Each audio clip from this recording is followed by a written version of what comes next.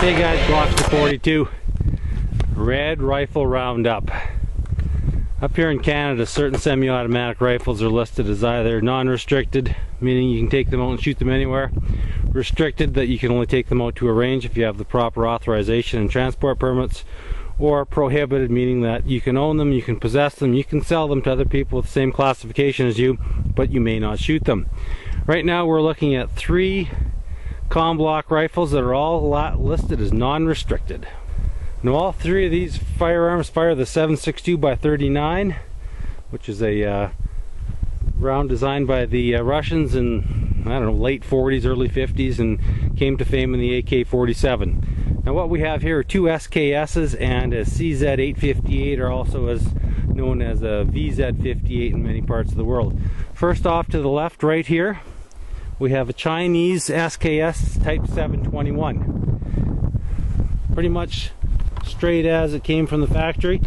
Fellow that had it before me added a recoil pad, did a kind of a rough job on it, and I added an AK-74 type suppressor to it. Of course, when you add the suppressor to it, you have to take off the bayonet lock. In the middle, we have the superb CZ858 with an ace stock, a fab pull grip, front grip, and the NEA upper and rail, along with this Vortex red dot and the NEA muzzle brake. And the third one we have here is a Seminov SKS Russian, rocking the Tapco aftermarket stock with the Tapco detachable magazines. So all 3 of these firearms are non-restricted. Pricing wise, the Chinese, when I purchased it, was going for $175. SKSs are going from $175 to $229, depending. The factory stock CZ858s, they're rocking about $695, and of course that's going to be a little more because we've got some modifications to it. So let's start first of all with the Chinese one, and we'll take a detailed look into each one of these. The Chinese SKS. Let's start with the muzzle. I've added the, it came bare, it didn't have a muzzle brake. I added the AKM magazine. You know what, it's a lot louder, but by golly, it sure does a great job of knocking down any recoil. It's using your conventional piston shock, operating the bolt, going back. Teardown, I'm not going to get into the teardown and all this, you guys can check it all out. From the factory, it has a 10 round internal magazine that's fed from the stripper clip. But of course in Canada with our dumbass gun laws, it's only a 5 round feed. Works really good. You can pop it open, drop the shells out of the bottom. Locks up real nice. Safety, a swing type there, make safe, ready to fire. Now, this is the Chinese version. It has just an absolutely deplorable trigger pull. It's a single stage pull that stacks up on you. It starts out at probably about 6 pounds and stacks up to about 10 or 12 pounds when it breaks with the jerk. Any type of precision shooting with this trigger is right out the door. But I've got probably 2,500, 3,000 rounds to this rifle with the Chinese ammo when it was still available, easily to find in Canada. I think it had 1 stovepipe out of all those rounds. The thing just keeps going and going and going and going. It is superb.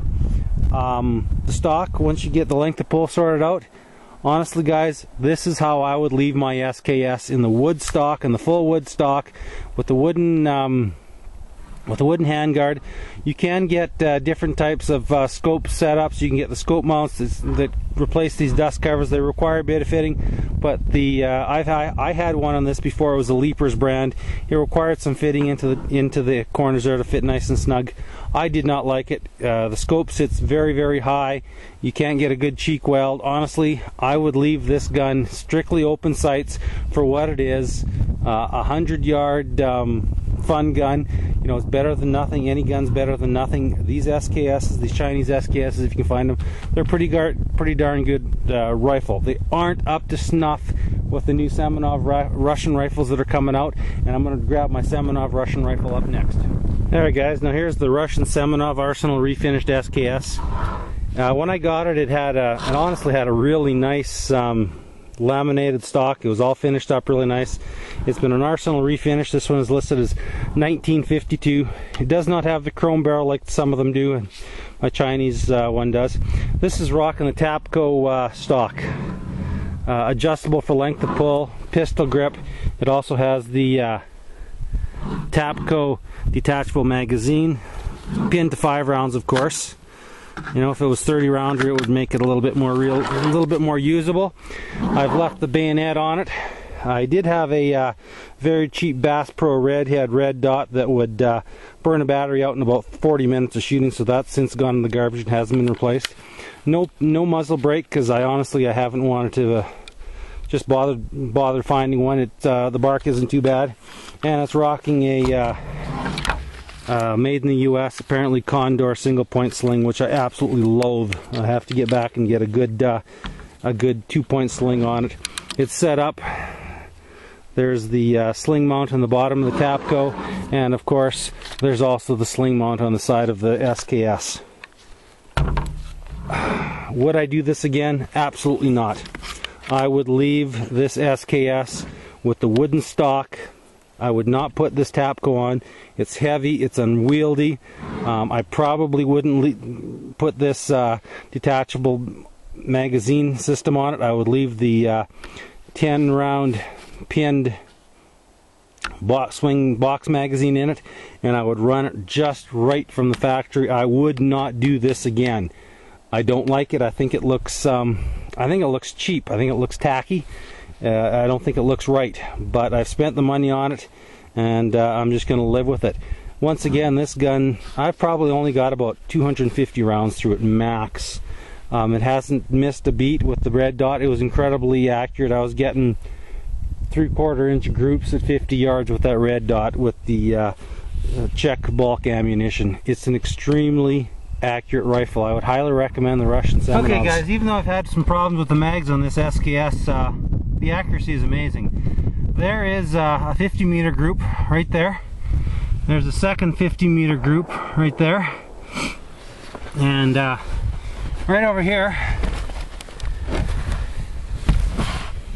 this batch right here is a 100 meter group. So after shooting the first 50 meter group, I changed the elevation a couple of ticks. So at 100 meters, it's about 2.5 inches high, which gosh darn it, this is pretty darn amazing for an SKS with Czech surplus ammo, I think. I'm not sure actually if it's Seminov or Seminov. I've heard pronunciations both ways. I've seen the Canadian Firearms Center list them as a SEM, and I've also seen them as SIM, so Seminov, Seminov. I don't know. Let's just say Russian SKS and leave it at that. I would recommend these Russian SKSs. Everyone who's a gun guy should have a couple of these just to pass out to relatives. 7.62x39 is still relatively inexpensive, although the prices have creeped up. The Czech surplus that we were buying 1,300 rounds for $200 has gone down to 800 rounds for $200. So that's the Russian SKS, and let's take a look-see at the CZ858 here next. Alright, now here's the CZ858 non-restricted 7.62x39, available in Canada. Very AK-ish, but enough AK variants that it wasn't listed, thankfully, as an AK variant. We've got the folding thumb safety right here, which can be flipped over by, you can do it with your trigger finger with just a little bit of manipulation. I've added an NEA extended magazine release paddle, which has made changing magazines a lot simpler. It's a very simple, knock the pin out, put a slide in, put that other one in. I've got the Ace stock. I've added a little bit at the end just to give me a little bit more eye relief. Dropped it down. I've put the NEA front hand guards on, as well as the Vortex Strikefire red dot, which I really like, and this KDEX stubby front grip, and it's rocking the NEA hybrid muzzle brake, which is just superb. It's a little loud, and of course the 30 round pinned to 5 steel magazines, which just fantastic. Now I'm not going to go into the fit and function of all this, but there's a lot of discussion on the forums and the boards. Which should I buy for your first gun, the SKS or the 858? I would say for your first gun, get the SKS. You betcha. Start out with the SKS.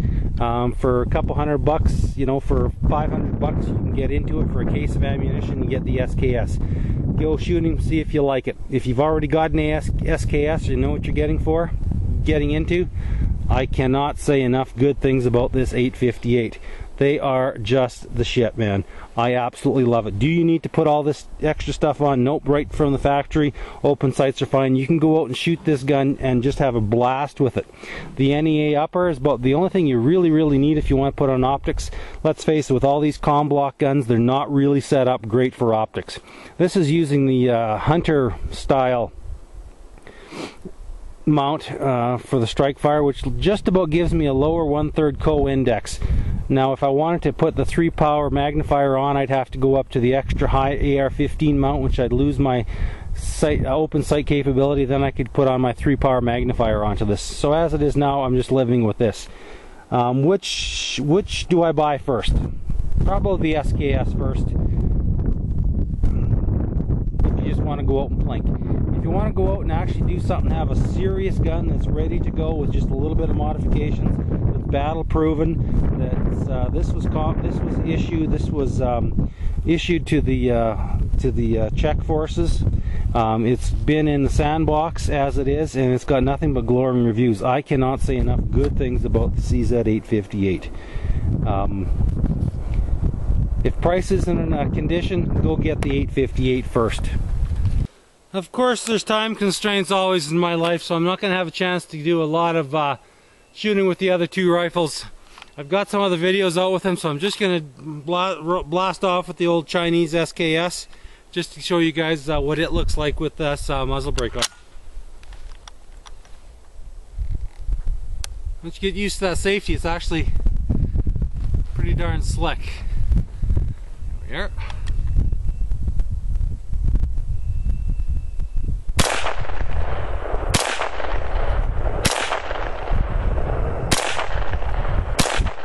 As you can see, these have a last shot bolt hold open, which is really pretty handy.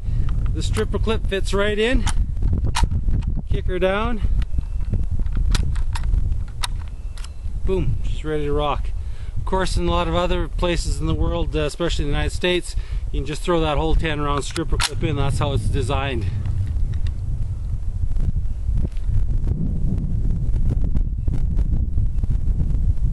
That is just a hideous trigger pull, man.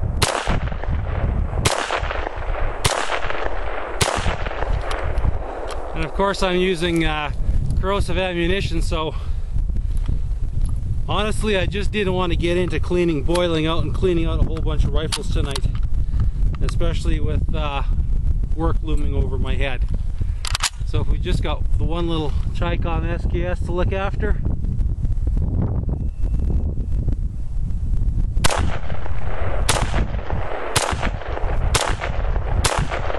now with this trigger pull, it's impossible really to do any kind of good quick double taps or anything like that. So if you're somewhere that's going to let you try the trigger out,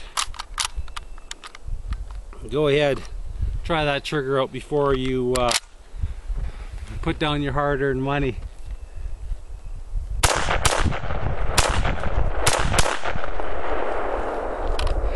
There's just no doing fast double. That was about as fast as that trigger would go. A good trigger will let you shoot a lot smoother and faster and more accurate, of course, than the semi-automatics. But CZ858 is just a dream to try and shoot. This, not so much.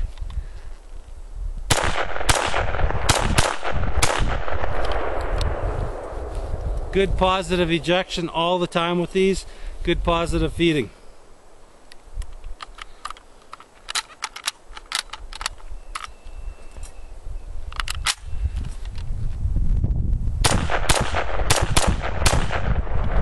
So anyway, there you have it, guys.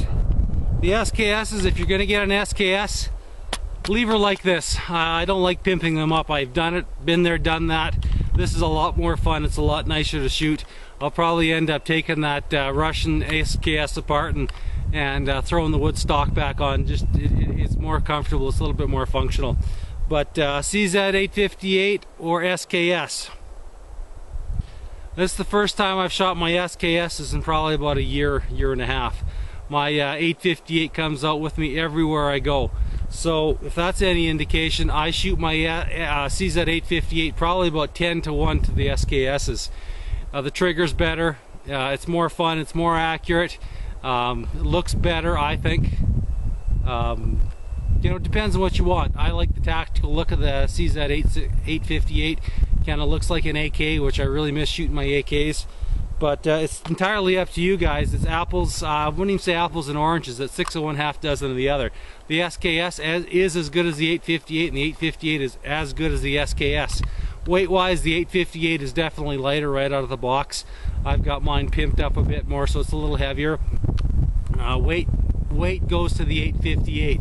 Ergonomics probably go to the 858. Fun to shoot, it's a toss-up. They shoot the exact same bullet, so it's the exact same price to shoot. The 858 is definitely more expensive. You can buy 2 SKSs for the price of an 858. You can take the same amount for the 858 and buy an SKS and a crate of ammunition and still have money in your pocket. So that's entirely up to you guys. I can't say one's better than the other. I like shooting my 858. I probably won't buy any more SKSs, but I would definitely buy another 858. So by a hair, I'm going to give it to the 858. That's my preference between the two. Such as it is, your mileage may vary. Everybody has their own likes and dislikes. I like the 858.